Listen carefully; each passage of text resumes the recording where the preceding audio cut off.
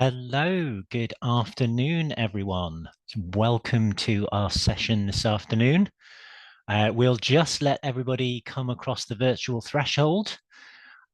We've got a good number of people signed up for this afternoon's session, so we'll give them a minute to drop in.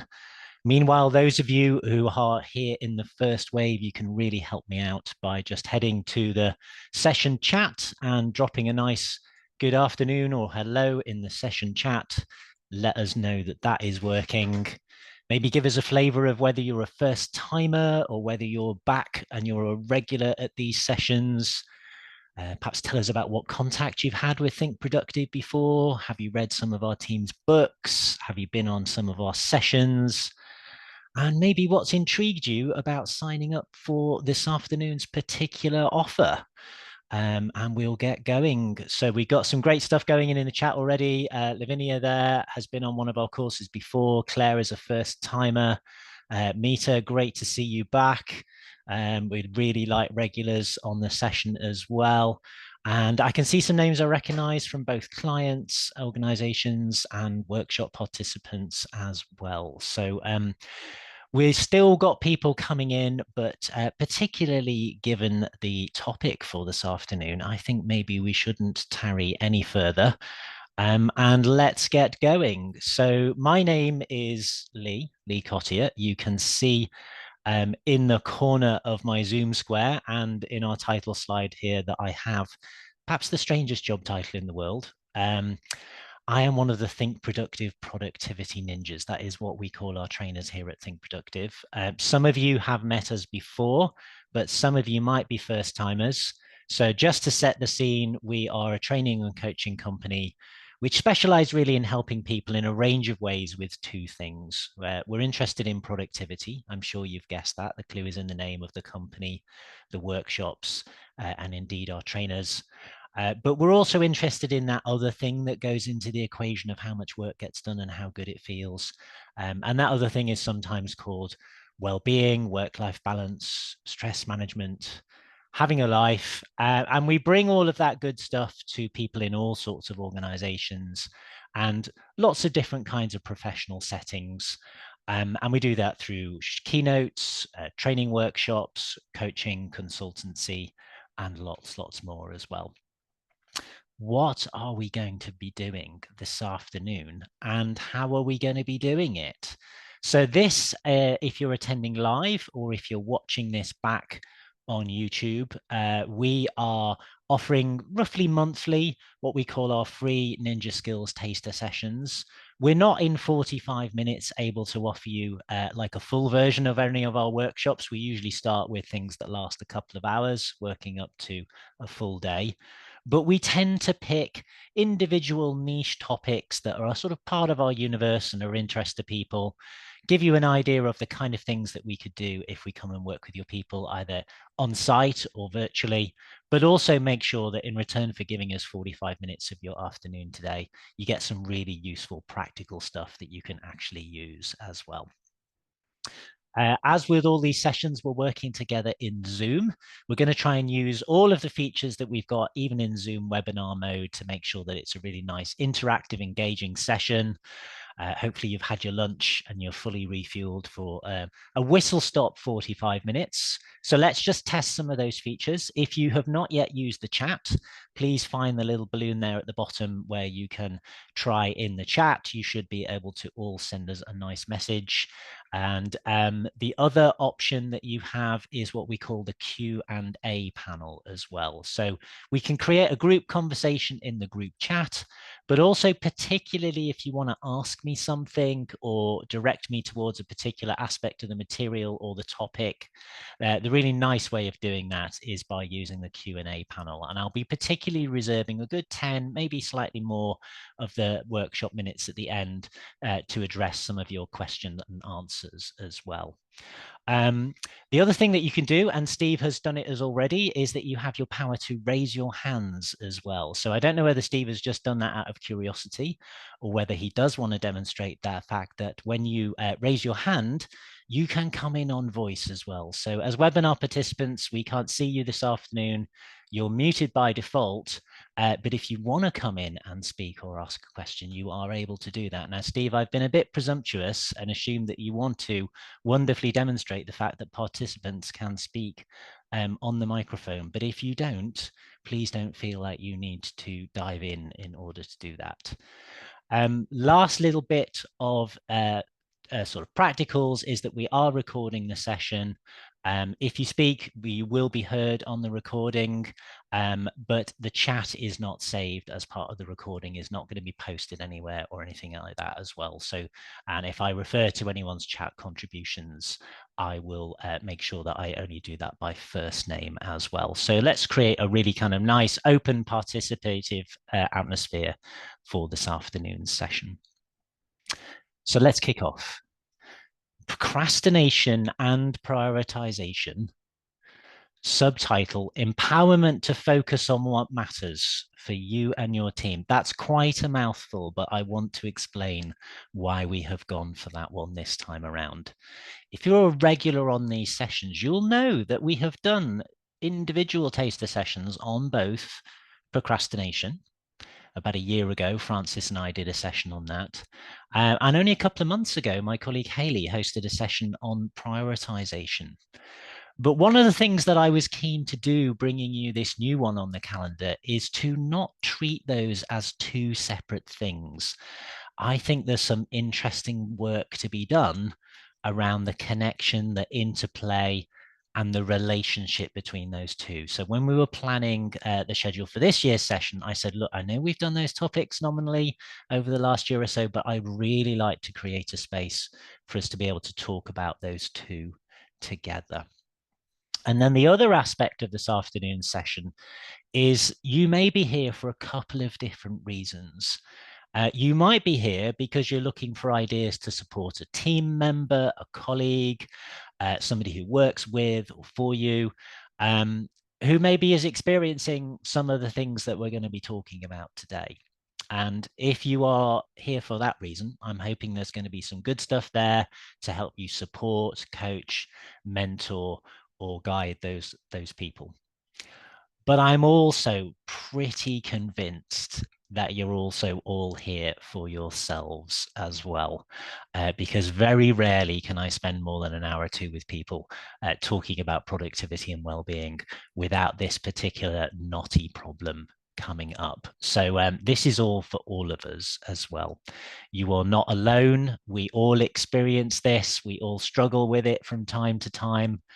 And I am very much including in that statement myself as well. I am also a work in progress. This is something I have had to think about and work on and address over many years, and I still do as well. So this is a safe environment for us to explore, to talk about, to share our own experiences and ideas, and hopefully come away from this quickfire session with lots of things that we can really use and lots of ideas for more materials that we can explore and work with as well. So let's start with a definition. Let's get the chat going. Let's check we know what we're talking about here for the first one of those two. I want you to head to the chat and let's get a little scurry on defining productivity. You might think that's a little bit of a trivial way to start, but then also maybe telling us some of the things that happens as a result of it manifesting. I'm really interested in us naming and identifying the problem before we start to think about why it arises and also some of the ways that we might try to address it as well. So there's over 80 of you in the session now. I'm sure we're going to get lots of people. You've probably got your keyboard faces on if we could see you. Leaning forward. So we got here, I'll just pull out the keywords. Kerry says putting things off until the last minute.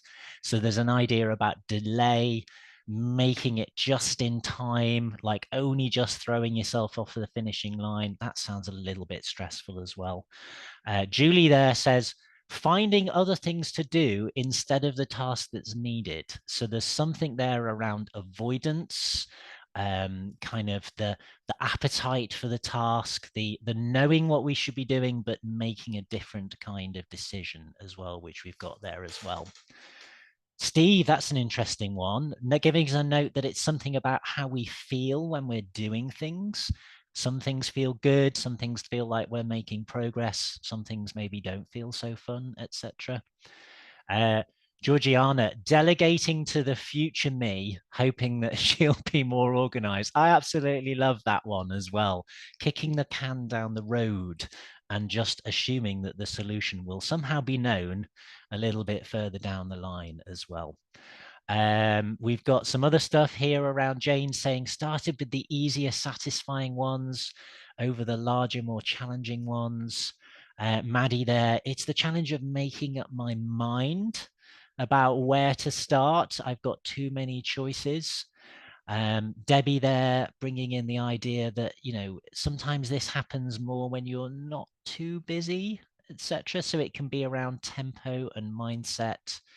Emily there needing pressure to get into the zone. So there's something about mood and motivation as well. And then Sue there, we'll just wrap that up at that point. Please do add any more if you want to.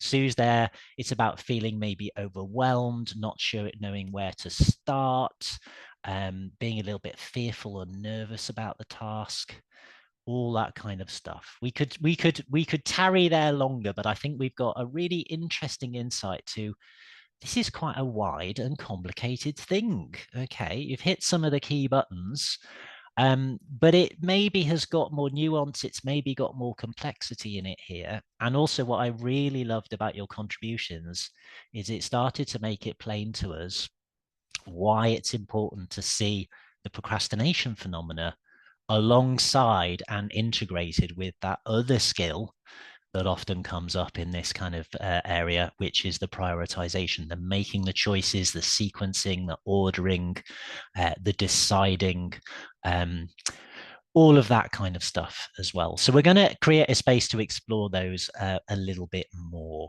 as well. So we've defined it. We have talked about some of the reasons that it happens, but like, let's kind of drill into that a little bit further. Like, it doesn't sound like a great thing to be doing. It doesn't sound like brilliant things happen when we find ourselves in that pattern. But like pretty much most of us, and I'll put my hand up here, find ourselves doing it repeatedly. So like, why is my more specific question now in the chat? What might cause us to defer, to delay, to delegate, to avoid, to make other choices? Let's do a little bit more about that in the chat before we then start thinking about some of the fixes as well. So Valentina, fear, it might be horrible, it might be hard, it might be tricky. May says it might be boring. Karen, interesting. I've already got too much to do. That one's going to have to wait. So there's an interesting little distinction there coming out between is something procrastinated because I am choosing not to do it? Or is something procrastinated because I'd really love to do that, but I just can't get to it as well? That's another reason why the link with prioritization is important. Stephanie there, not important to me, important to others. That's a really interesting one as well. That brings in the sort of the team and peer-to-peer aspect. Sue there, the fear of being judged by others. Nyan, distractions. Helen, overwhelm. Lydia, anxiety. Lack of confidence. Maddie there says it may kick off bigger problems. It's like maybe it's better it stays in its box and things like that as well. A lovely range of things, and I'm trying to use the word lovely in order to praise your level of insights there, but there's some tricky stuff in there as well. So how can we start to turn things around? How can we move away from some of these like really common behaviors and push it more in the other direction? That's quite a tricky thing to do. Like we all have the aspiration. And often when we're working in, say, one of our other sessions, like the way of the productivity ninja, I'll be asking to people to work on their productivity ninja action plans, and they'll write something down like stop procrastinating. And I'm going, yeah, that's the aspiration, but it's not the way of changing it. We need something a little bit more specific. We need something a little bit more tactical. So I'm going to look at a few different areas. And I'm going to introduce us to the different areas by introducing another of our little think productive metaphors. I want you to think back in the day when you used to hang around in the playground as a kid, and you would have the seesaw. And if you didn't have anybody else on the other end of the seesaw, you would sink down to the ground like this. That little friend there is been pushed down by the heaviness, and they can't tip the seesaw back the other direction. They're stuck. They've got inertia. They can't move. They can't get going. I'm not a physicist, but if we think about why they've ended up in that way, they've got their own weight pressing them down. Okay, we've talked about some of that stuff in the chat just before. They have got distraction, overwhelm, guilt, fear, lack of confidence, too many other things that they could choose from. But also, you can imagine them starting to press their feet into the floor, and they're going to try and give things that could kind of kick them back up again. And there are things that we can do, and we're going to be talking about some of them, but they might not be able to do that completely on their own. So you may then remember the experience of somebody else comes and presses on the other end of that seesaw for you. And so you could kind of reduce your own weight. You could try and press up with your own feet and give yourself a bit of lossy momentum, or you can have somebody else come along on the other side and put some weight on the other end, and that might be able to assist you as well. So we've got maybe these three entry points into what some of the strategies could be. And broadly speaking, what we're looking to do is reduce the levels of resistance, take away some of those barriers, attenuate or protect against some of those root causes, and create the kind of momentum, the balance to get that seesaw to tip over from paralysis, inertia, avoidance into the kind of momentum, focus, progress that we're talking about as well. So I'd love you to head to the chat, and I'd like you to put in the chat now, which of those three different ways of tipping the balance do you have an idea on? Okay, how could you reduce your own weight or pressure? How could you give yourself a boost from your end? Or how could something be put on the other end of that seesaw, perhaps by another person, or perhaps by a change of approach or circumstance that would start to tip the balance in the other direction? I'm interested in what you've already got, and then I'm going to reveal some of the things that I'm planning to share as well. So Meta there, really pressing on the link between planning, prioritization, sequencing, project management, and then releasing that pressure from the procrastination. David there, let's remove distractions and interruptions. Let's also ask for help. Valentina, telling somebody else about the task. I like that. You're bringing in somebody else as an accountability to help reduce that leverage. Francoise, protecting time for specific tasks.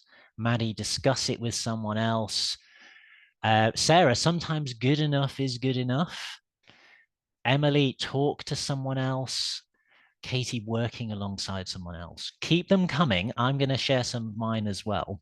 But what was really interesting there is it was about the wider environment. It was about the system. It was the so Stephanie says, just get off the seesaw completely. That could also be a good one as well. And you've given me a really nice link into my next slide as well, Stephanie, as well. Why is this link between prioritization and procrastination as important as I'm stressing today?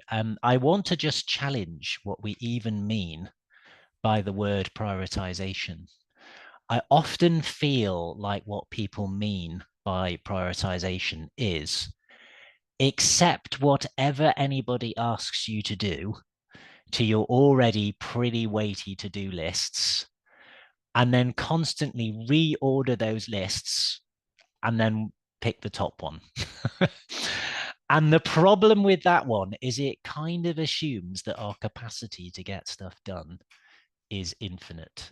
And do you know what? It so isn't. Some of you that have been on some of our other sessions might recognize this slide from when we talk about the characteristic of productivity ninja ruthlessness, but I'm stealing it to just reframe what we mean about prioritization.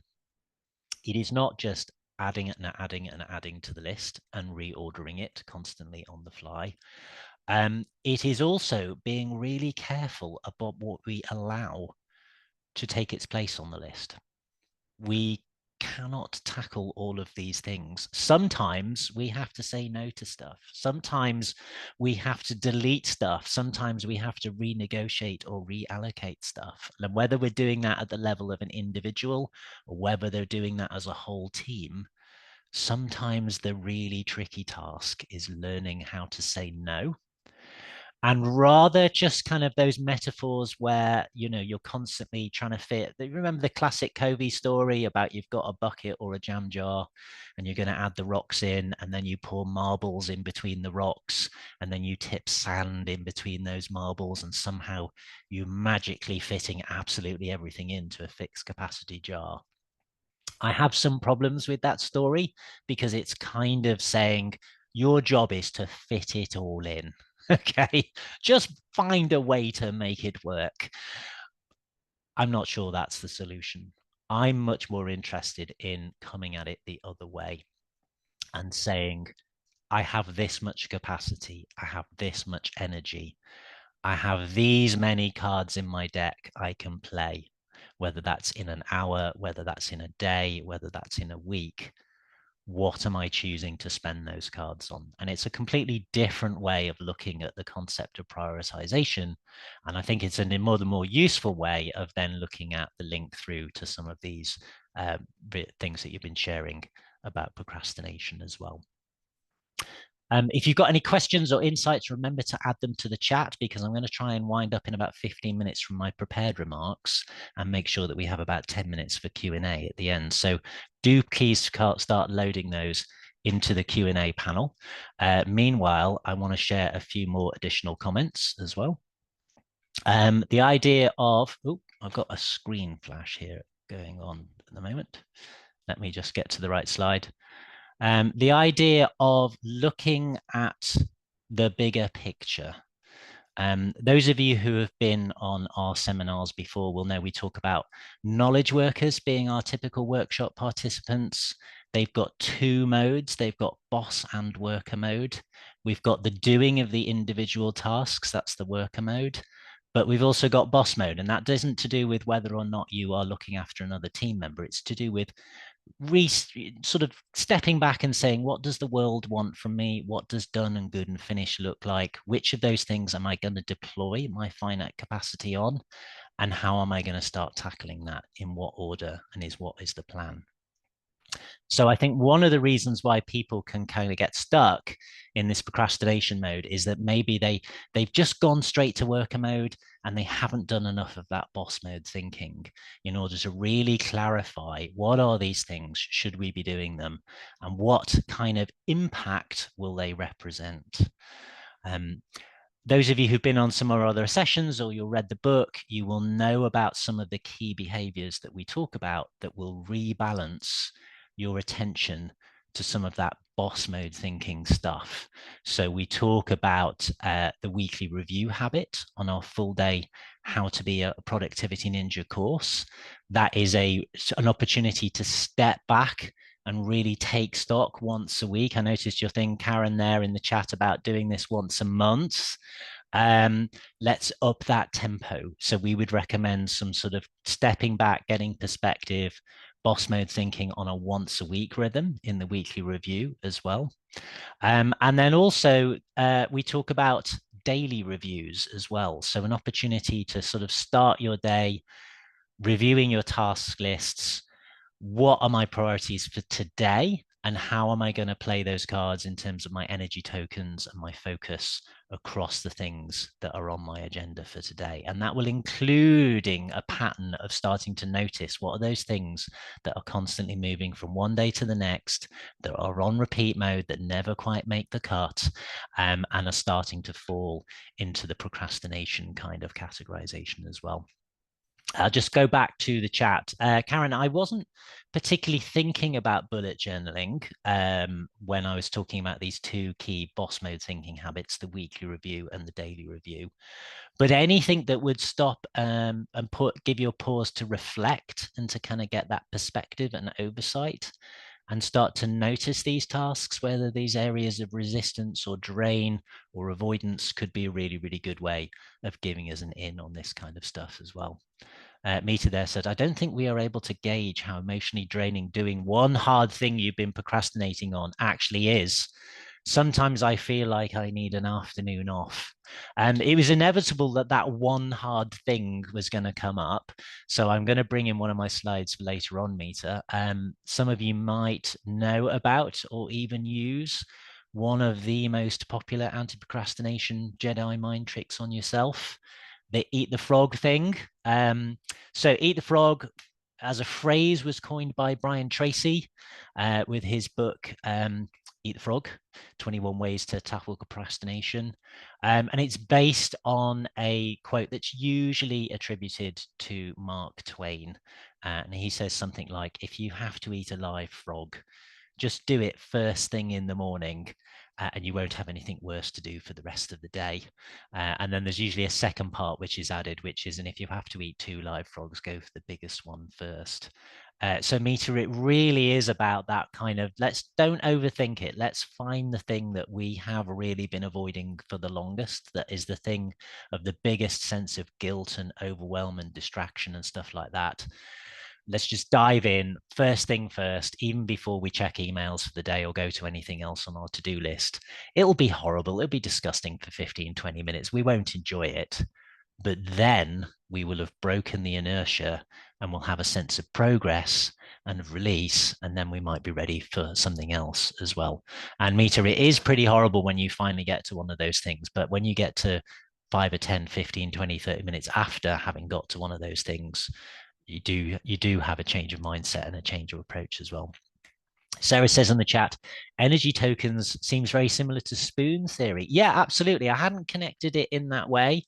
But people who do need to pay attention to, their energy reserves and their pacing and their rest and stuff like that as well. I think that's really important. And I think we can widen that concept to everyone, which is we have that much fuel in the tank. It might be more or less for different ones of us than others. We do need to think about rhythm and pacing, and that can be at the heart of some of these kind of strategies as well. How to spend our spoons is much better than I have to eat all of this with the one spoon I have, which is the kind of mindset change that I'm taking as well. I want to talk a little bit about the distraction thing that you brought up in the chat as well.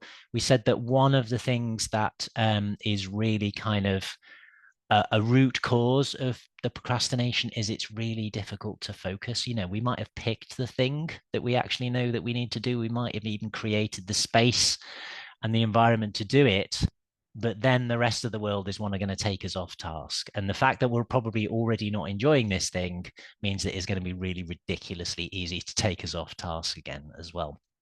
So those of you been on our sessions before will know that here is a really good place for us to be deploying some of our productivity ninja style stealth and camouflage skills and tactics. If we have created a focus hour to really get in on some of these tasks that have been there for a long time, we're going to need to tune out the rest of the world. We're going to need to protect ourselves, particularly these days, from some of those digital interruptions and distractions and the many things that go ping until we've made some progress and we've got some stuff done as well. So if you've got your own favorite ninja stealth and camouflage tactics that could help with anti-procrastination, do put them in the chat as well. That might need to be what we call physical stealth and camouflage. If you're working around other people, whether that's in the shared office environment or whether it's in the remote or the home working environment, or it might be what we call digital stealth and camouflage. So we've got some great stuff coming in already. So, going and working offline for a little bit.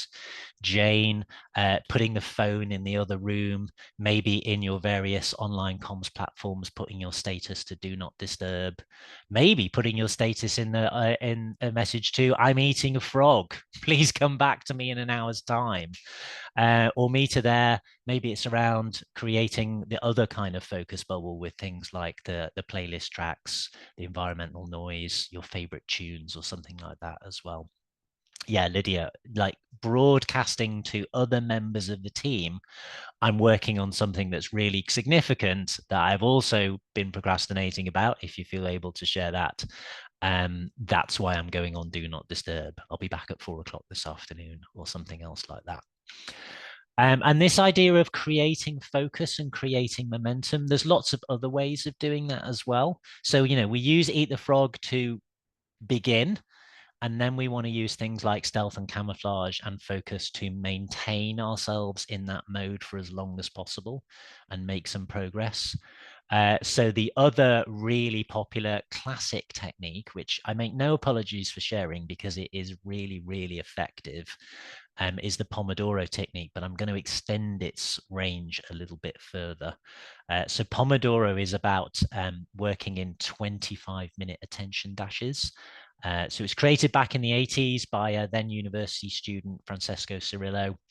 And Francesco was trying to revise for exams, didn't want to do it, but he grabbed the clockwork tomato kitchen timer off the top of his fridge in the kitchen, set it for 25 minutes. It's Pomodoro is Italian for tomato. Francesco is Italian. And the rules of the Pomodoro technique are you're not going to do the whole thing. You're just going to do some of it for 25 minutes. Then you get to stop for 5 minutes, go and have a stretch, fill your coffee cup, look out the window. Maybe if you really have to, go and check a few emails, but I'd advise against that. And then you're going to come back and you're going to do another 25 minutes or another 25 minutes. And in Francesco's technique, he builds those up in blocks of 4, and then he has a longer 20-minute break as well. You can go to the official website and look at all his techniques, and you can even buy official, very expensive Pomodoro timers and t-shirts and stuff like that as well. But the reason I like the Pomodoro technique, and I'm going to extend it slightly further, is it really starts to do that Jedi mind trick stuff on yourself when you are working with a countdown timer. How and why might it help? First of all, you're changing the level of bargain with yourself. You're not saying to yourself anymore, I'm going to do the whole of that horrible thing that I really don't want to do from start to end. All you're saying is, I'm going to do a bit, and after 25 minutes, if I want to or need to, I get to stop. That lowers the difficulty level. That can lower the fear. Also, the fact that those number of minutes are counting down really changes the level of focus. It creates a sort of sense of urgency, a sense of pace, a sense of I need to stick to this one task. So it's really good at getting you more in a monotasking kind of mode than a multitasking kind of mode. And then the final thing is you get some tracking and you get some habit forming as well. So these days, of course, a lot of Pomodoro timers are on your phone. So you can get ones where you can start to get yourself a little star every time you complete a Pomodoro dash, and you can start to build them up. And I've known people actually tackle, a procrastination backlog by saying, I'm going to do 2 Pomodoros each morning, 2 Pomodoros each afternoon, just on tasks that I've been procrastinating on. And you don't have to do that alone as well. So this is the other great opportunity, and the fact that we're here thinking about not only our own needs but also the members of the needs of team members, is you can create some little fun games around the office about that. Maybe everybody's going to do a Pomodoro dash each morning, or when we were all going to start by eating the frog at the start of the day. We don't have to physically be together anymore to do that. We can do that by checking with each other online. Maybe there's a particular task that we all have to do a certain amount of each week, each month, but it's always the thing that slides to the bottom of the list. Let's do like a power hour or a team sprint or something like that. Let's gamify it. Let's ritualize it. Let's make it part of our regular rhythm. Let's share the pain, but also let's make sure that we make some progress as well. I'm just going to check back in the chat. Again, I haven't seen any questions arrive in the Q&A panel yet, and I'm going to be asking for you to bring them to me pretty soon. So please do add them in if you want to put them there. But also, let's get the conversation going in the chat as we go into our final 11 minutes. Mita there says, definitely mine is about a change of environment for boss mode thinking. I physically leave the house and go to a cafe, library, somewhere else. Yeah, absolutely love that, Mita. That's something I do myself as well. Even if it's not leaving your like base, your office or the home, moving to a different point, say in your home office, maybe you're working at a desk in the spare bedroom, and maybe you go and do your boss mode thinking weekly review at the dining table or out on the patio. Now we've got nice weather or something else like that. And then when you turn back to your regular workstation, you're back then into worker mode as well. Kerry there, realizing the importance of maybe stepping away from the email monster in all this as well. That can really help. So again, we got lots of resources on our YouTube channel and in the books that I'm going to refer to as we wrap up, which can get control of the email monster as well. And Mita there, I use Pomodoro for quick tasks that don't take long. Almost try to see if I can do 25 tasks in 25 minutes. I've only managed 10 so far. But yeah, so speed runs, whatever you want to call them, if I use a video gaming like metaphor that my teenager would probably cringe at, that I'm trying to use her language. Often, sometimes we find it harder to clear space to do some kind of more focused, deeper work on something that's like a higher difficulty level, because those lists are so busy, so packed. So you can actually use a Pomodoro technique the other way around, which is like, I'm going to do 10 really quick things. I'm going to get the joy and the momentum of having ticked off 10 little small tasks. And then by that, I've then started to clear some space and to create some capacity to maybe then go deep for an hour or so on something that does require a little bit more thinking and a little bit more time and a little bit more attention, but is the thing I've not been able to get to yet because I haven't been able to clear the space as well. And then I've got a couple more prepared remarks, and I will invite you to throw your questions at me as well. I think there's another really deep connection between procrastination and attention.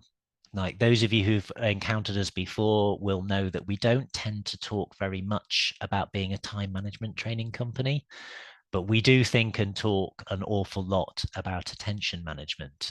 And in Graham's book, the How to Be a Productivity Ninja book, he talks about how you have, again, a finite supply each day, each week, each month of good quality attention for the hard work, the deep work. And then you sort of go down the layers, and then by the end of the day, you'll be in what he calls inactive attention mode, where like it's really hard to get complicated stuff done. But what happens? What happens is the thing that we're procrastinating about is the thing that we leave till the end of the day when we're tired and our focus is broken and we don't have our best energy. And then we go, oh, tomorrow, etc. So one of the reasons why the Eat the Frog really works is it's not only about breaking the inertia and just beginning and getting over that hump and the resistance. It's also saying, actually, these things that I'm leaving and I'm constantly pushing down the line, I need to hit them at the start of the day. That is, I need to bring them to the front of the queue rather than pushing them to the back, because that's when I'll actually make the most progress and I will get the best energy out of it as well. Libby's put as a nice little website link into somewhere where it looks like you can get hold of all sorts of different tomato timers in order to start looking at this working in dashes as well. I just want to say one little bit more things around my prepared remarks, and then I will look for any final questions or comments before we start to wrap up. So that's your last cue to bring them in now. It's very, very easy when things are hectic and things are high tempo and our lists are full and our workload is busy to get caught with what's right in front of our face, the now, the moment, the things that have got to be done by tonight, etc. And that's one of the reasons why stuff starts to fall between the cracks. And that actually can be sort of non-deliberate procrastination can manifest as a result. It's not that you know or you've remembered or the thing is front of mind and you are deciding not to do it. It's just constantly being like overlaid by other more in your face stuff.